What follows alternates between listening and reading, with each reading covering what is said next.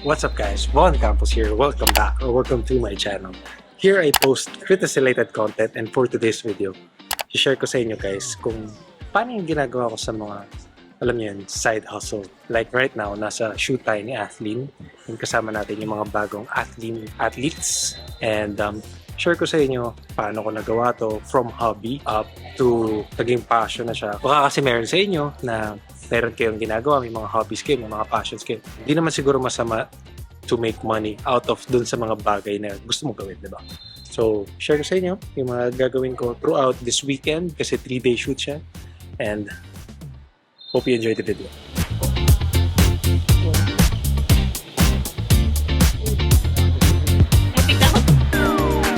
Ganda mong lalaki, hayop ka.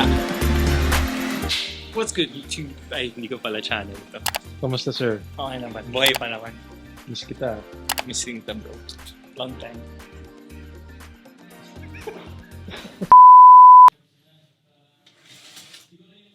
Okay, paano nga ba tayo umabot dito? Back in 2020, this guy decided to start a YouTube channel. And I had a camera, a mic, meron akong small tripod na binili. That time kasi, gustong-gusto kong gayahin yung mga idols ko na this guy and this guy.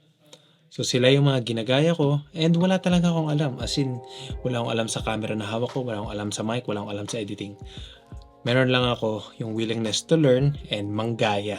Yun, totoo yun. Manggaya talaga, inaamin ko siya. And YouTube ko kung paano ko pwedeng gawin yung mga ginagawa nila. And unti-unti, natututo ako sa pag-edit, sa framing, and all that good stuff. So fast forward, few months after that, natuto tayo. Although hindi pa ganun kahasa, up until now naman eh.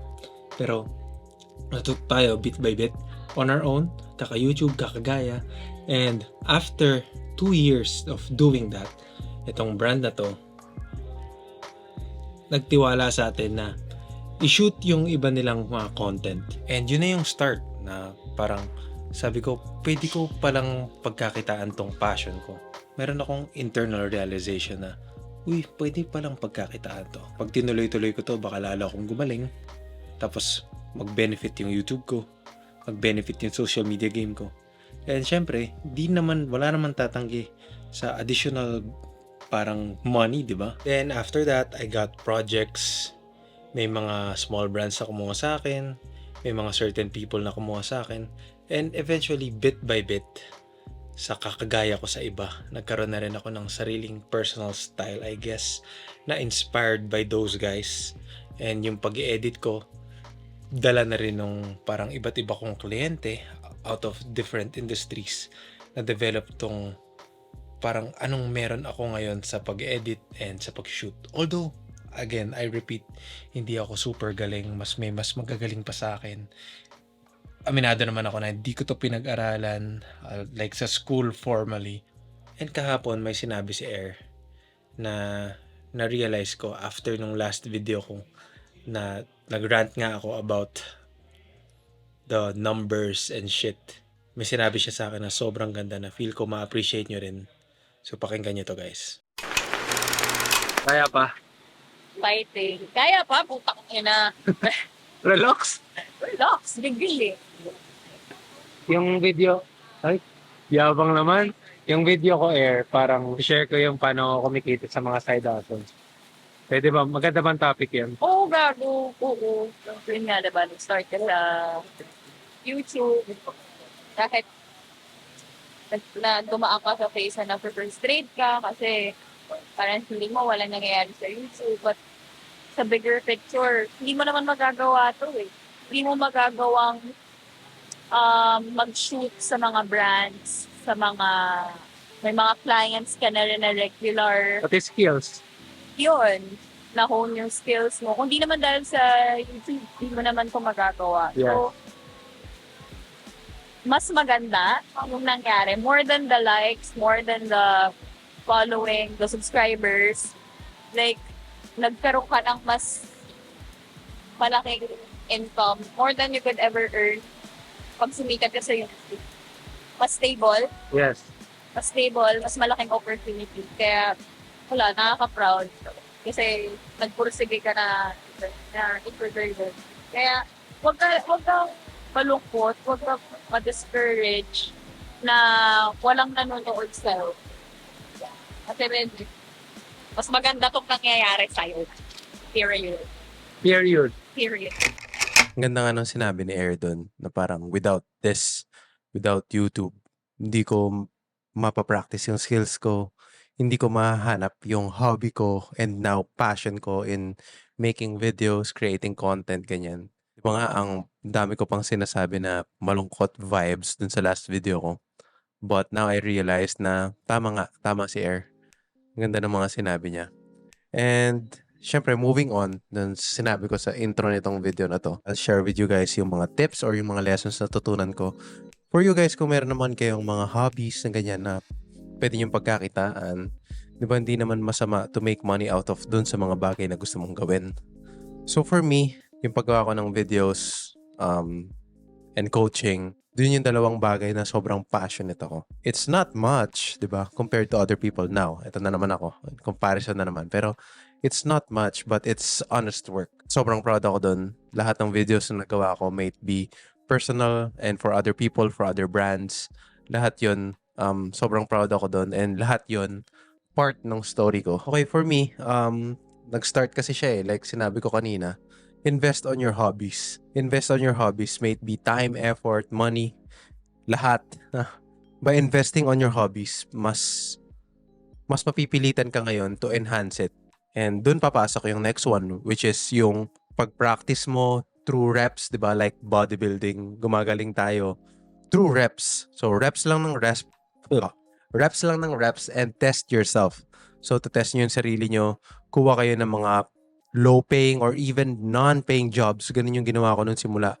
Kasi nag-edit lang ako, kahit sa coaching nag-edit ako sa videos, tapos yung coaching ko, nagko-coach ako for little to no money. So, dun mo kasi matitesting kung talagang marunong ka na. Tapos, eventually, darating yung point na dadami na yung sample size mo, di ba? May mga nagawa ka ng videos or may mga nagawa ka ng output, may mga transformations ka na sa coaching na pwede mo nang i-market ngayon. Siyempre, huwag kang papasok dito na parang, okay, gusto kong mag-make ng money. Although, hindi naman yun masama. Pero at first, gawin mo muna dahil gusto mo siyang gawin. Tapos habang gumagaling ka, doon napapasok yung mga opportunities na pwede mo nang pagkakitaan and wala namang masama doon. Habang dumadami yung mga ginagawa mo for other people, continue pa rin on doing yung mga bagay na ginagawa mo for yourself. So, for my case, yung videos, creating content, I try to explore pa rin and continuously learn yung mga bagay na hindi ko pa alam. Continuously learn, huwag tayo mapapagod na matuto. Kasi yun talaga guys So, yun nga parang kahit saang point ng life natin, mag-aaral at mag-aaral tayo, matututo at matututo tayo. So, kung i-embrace natin yung beauty ng learning, sobrang ganda sa feeling nun There's something new everyday na magiging interesado ka. May it be sa balita, may it be a new skill or whatsoever. Yung learning talaga Siguro kung may makukuha kayo sa video na to, di ba? Hayaan nyo na yung making money. Yung making money out of your hobby. Hayaan nyo na yun. Pero yung i-embrace nyo yung learning, yung beauty of learning. Ako, hindi naman ako yung parang tipong straight A student. Diba? Parang never naman ako naging super studious. Pero I take pride dun sa mga bagay na inaaral ko sa iba't ibang aspects ng life. May it be, diba, sa interpersonal behavior or skills. Or sa skills sa office or skills wherever.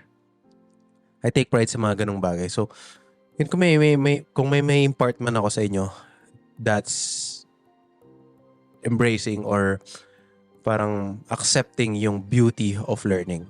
And last, ito, isa sa mga, I guess nasabi ko na lang lahat importante, pero isa sa mga importante is, huwag tayong matakot mag-fail, di ba?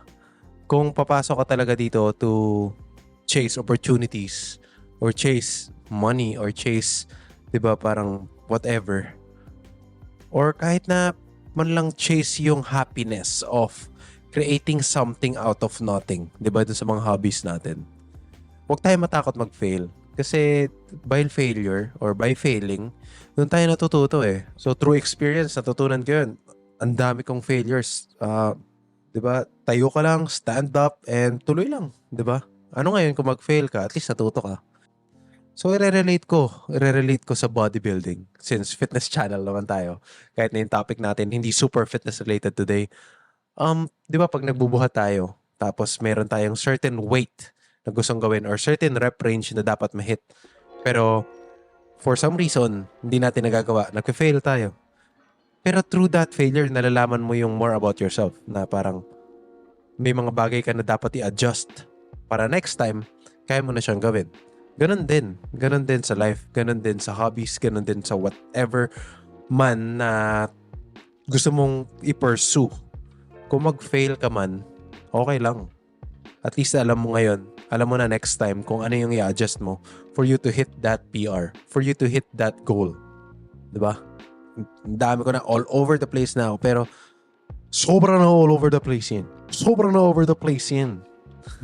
Pero yan nga, isa sa mga reasons kung ba't ko tinutuloy itong channel or bakit ko gustong gawin itong channel in the first place, yung i-share ko yung mga natututunan ko sa fitness. So yun, yung metaphor na yun na kahit mag-fail ka, okay lang. Parang nililive ko talaga yun na sa life ko. And I guess through me, I can share that to you guys as well. So, ayun. Feeling ko, sana may natutunan kayo sa video na to. But yeah, I guess that's it. I'll cut the video right here. I hope you like the video.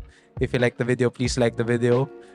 Subscribe if you haven't already. All that good stuff. Yung notification bell. And yeah, I guess I'll see you on the next one. Again, this is Von Campos reminding you to follow your passion. Kahit na 0.1% progress lang every day. Okay lang kasi it will all add up someday. I'll see you guys soon. And I'll see you guys soon. Goodbye. I'm out.